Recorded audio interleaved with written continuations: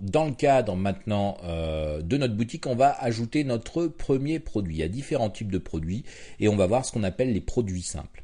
Alors, premièrement, ce que je vais faire, je vais aller au niveau de mes médias et je vais importer mes images, je l'ai déjà fait. Ceci dit, je ne l'ai pas fait pour le produit qu'on va faire maintenant, donc je vais le glisser tout simplement, déposer dedans. C'est un DVD qui va être un produit simple et je vais vous expliquer pourquoi. Donc je le glisse et maintenant il est disponible. Donc pas de souci. Donc vous, si vous ne vous souvenez plus comment tout ça fonctionne, je vous encourage à aller voir la section dans les premières parties où on aborde tout ça. Donc maintenant, ce qui va m'intéresser, c'est ajouter ce produit. Donc je vais aller dans la section produit, je pourrais cliquer sur ajouter un produit, mais je vais aller tout simplement dans produit. On va avoir ici un tableau récapitulatif de tous nos produits. Évidemment, il est vierge pour le moment, j'en ai aucun. Donc dans le cadre du cours, je vais vendre des produits qui n'auront pas pas grand sens, mais vous allez comprendre surtout la nuance entre les produits, les différents types de produits. Donc j'ai ajouté un produit et on va commencer par un produit simple. Alors, pour bien vous expliquer, je vais vous donner deux exemples de produits, un qui va rentrer dans la catégorie des produits simples et un qu'on va créer ensuite qui va être un produit variable. Les produits groupés et externes d'affiliation, on les verra ensuite, mais sont moins utilisés. Les produits simples, il y en a beaucoup et les produits variables, il y en a aussi beaucoup. Mais les produits simples, comme son nom l'indique, sont assez simples. Alors, qu'est-ce que ça va être un produit simple? Ça va être, dans notre cadre, la vente d'un DVD. Pourquoi il est simple? Parce que j'ai qu'un seul et unique DVD. J'ai pas des types de DVD différents, des variantes, que ce soit au niveau de la durée, c'est un seul et unique objet qui est un produit simple et qui ne va pas varier. Les produits variables, à l'inverse, ça va être par exemple des vêtements. Un t-shirt, un pull, vous allez l'avoir en plusieurs tailles, vous allez l'avoir en plusieurs coloris peut-être.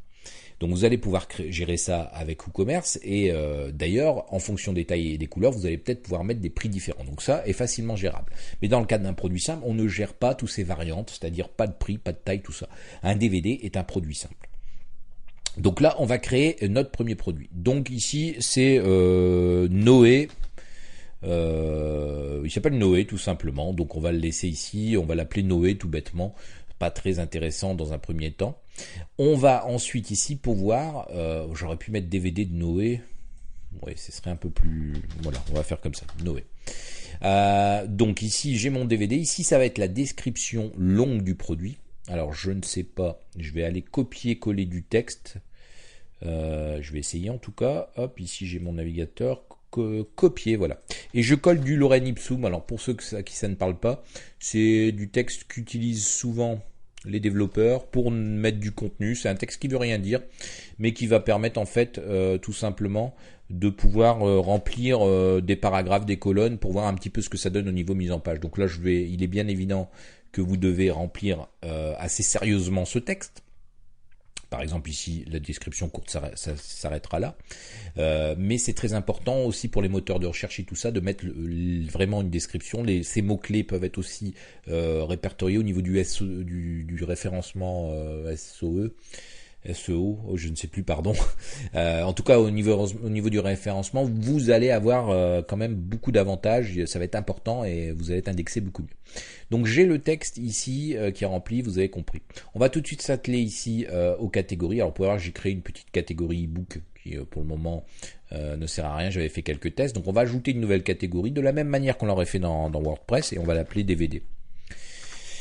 Et donc ici ajouter la nouvelle catégorie au brevet. Donc j'ai bien un DVD ici et cette catégorie est affectée à mon DVD de Noé, ce qui est assez machin. Alors je me demande si je vais pas mettre Noé tout court, peu importe. J'aurais pu prendre un titre de film plus long, mais c'est pas très bien méchant. Donc ensuite les étiquettes produits. Donc ici ça va être DVD. Film, et je peux par exemple mettre aussi Noé, les acteurs, enfin tout ce que vous voulez. Là je vais pas m'embêter, mais je vais ajouter ça comme étiquette.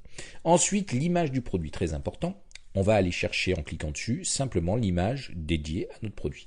Alors ce qui va être important, c'est aussi ici de rentrer le texte alternatif au moins pour aussi le référencement. Et pendant que j'y suis, vous pouvez aussi peut-être définir beaucoup plus d'infos sur l'image.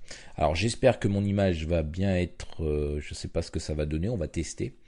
Alors du coup, maintenant que tout ça est fait, on va devoir passer au produit ici. Par contre, je vais publier, je vais faire un petit aperçu parce que je voudrais voir ce que ça donne au niveau de mon image. Je viens de la prendre et voilà, c'est parfait. Donc on peut voir que mon film il est bien là et ma fiche ressemble à quelque chose.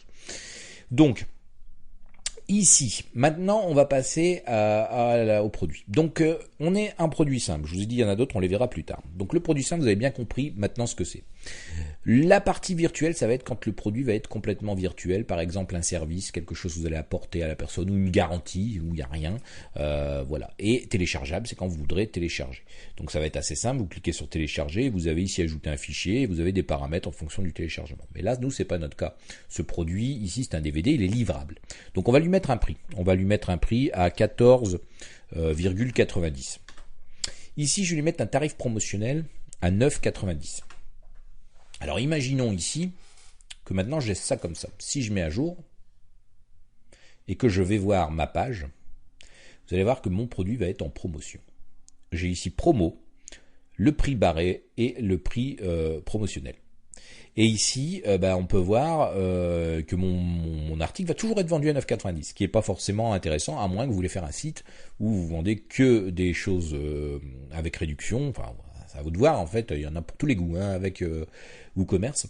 Et donc, ce qu'on va pouvoir faire aussi, c'est planifier. Par exemple, si ici, maintenant, je dis que cette promotion, elle est d'aujourd'hui jusque demain, je pourrais très bien le faire, mais je peux aussi dire qu'elle va être, par exemple, en février, du 1er... alors je connais pas la date des soldes, mais du 1er au 3, vous voyez, ça va être une période de solde, et voilà. Et si je mets à jour maintenant, et que je retourne voir cette même page de produit, vous allez voir que, voilà, je suis en prix normal. Donc, c'est assez simple, au niveau du tarif, vous avez compris. Alors ici, l'état de la TVA taxable, donc évidemment il est taxable, ce produit, il y a de la TVA dessus, et la classe de TVA standard, une TVA tout à fait classique. L'inventaire, alors là ça va être assez intéressant. Ici on va avoir une UGS, c'est-à-dire que ça va être une unité de gestion de stock. Ça va être un genre de référence. Donc ici, je peux l'appeler comme je veux, mais si vous avez un catalogue avec des références, par exemple je peux l'appeler DVD, Noé, mettre la première lettre, voilà. Là c'est DVD Noé, vous doutez bien, mais ça pourrait être DVD 84-58 par exemple. On peut activer la gestion de stock au niveau du produit. Ça va être intéressant. Imaginons ici, je l'active et j'ai quoi? Je sais pas, je vais dire j'ai 50 DVD. Autoriser les commandes en Réa Pro. Ça veut dire que, en fait, si ici je n'autorise pas, quand j'ai plus de produit, il va être marqué épuisé et l'utilisateur ne pourra plus l'acheter. Je peux autoriser, mais avec une notification client. C'est-à-dire qu'il va quand même pouvoir l'acheter, il va recevoir une notification disant, voilà, le produit est en rupture, ça prendra un peu plus de temps. Ou ici, autoriser tout bêtement, dire, je m'en fous, je vends, tant pis pour le client. Donc, dans mon cas ici, je vais mettre ne pas autoriser, mais vous avez bien compris les nuances. L'état du stock, et donc, en stock ou rupture de stock, évidemment, il est en stock. Et ici, on peut activer cette option pour ne vendre qu'un seul exemplaire, ce qui ne va pas être notre cas, on veut en vendre plusieurs. L'expédition, ici je vais avoir le poids. Donc le poids, on va dire que le DVD, je sais pas, allez 0,5 kg.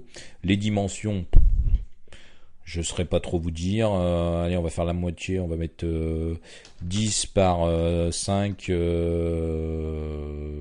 Ça veut rien dire, vous avez bien compris. Et ici, pas de classe de livraison, ça on s'en occupe pas. Les produits liés, très important quand vous allez créer des produits.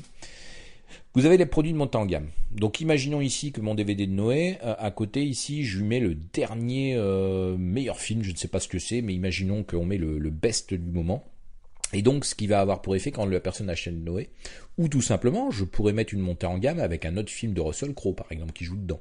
En fait, ça va être pour l'inciter à acheter un autre produit aussi et monter en gamme. C'est-à-dire que, alors l'exemple du DVD est pas forcément bon, je vais reprendre un exemple que j'ai l'habitude d'utiliser qui est la paire de chaussures. Imaginons que vous achetez une paire de baskets, un produit simple, ce serait pas simple, mais un produit, une basket, 20 €. C'est des Adidas et vous l'achetez.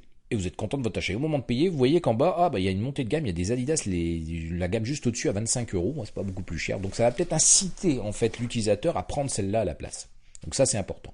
Les ventes croisées, ça va être toujours dans le cadre ici de vos chaussures, des baskets, c'est de vous proposer des produits qui vont être complémentaires. Par exemple, des semelles.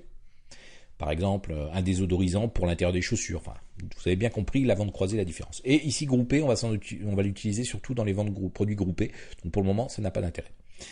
Les attributs. Alors les attributs, pour ce produit-là, on n'en aura pas. Mais on va voir par la suite que les attributs, ça va être la taille, la gestion des tailles et tout ça. Et en avancée, vous avez ici la possibilité de mettre une petite note d'achat au niveau du produit, c'est-à-dire un remerciement. Ça pourrait être, par exemple, dans le cadre où vous vendez autre chose, enfin quelque chose en rapport avec ça. Ça pourrait être un lien vers un autre site, pour une notice si vous vendez un produit qui nécessite une notice. Enfin voilà. Et on active ici les avis.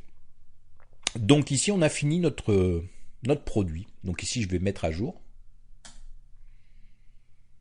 Et on va aller voir au niveau du produit ce que ça donne. Donc voilà, vous avez créé ici votre premier article simple. J'espère que vous avez bien compris la nuance. On voit bien ici la description du produit.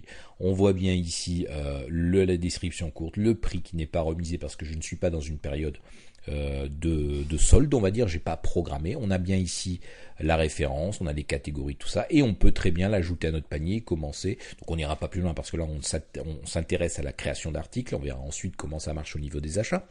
Mais ici, on peut voir que si on clique sur boutique, on a bien notre premier produit de boutique. Alors par contre, on peut voir ici que mon image n'est pas très bien au niveau de la boutique, donc je modifierai ça par la suite. Mais ici, et au niveau de l'accueil de la boutique, c'est un article. Donc pour le moment, on va pas s'intéresser, on va s'intéresser vraiment aux articles, à voir comment tous ces articles fonctionnent. Ça va être plus intéressant. Voilà, donc moi je vous donne rendez-vous dans la prochaine vidéo où on va s'intéresser maintenant aux articles, aux produits, pardon, je vais y arriver, aux produits variables. Et dans l'exemple, je pense qu'on prendra un vêtement qui est très significatif.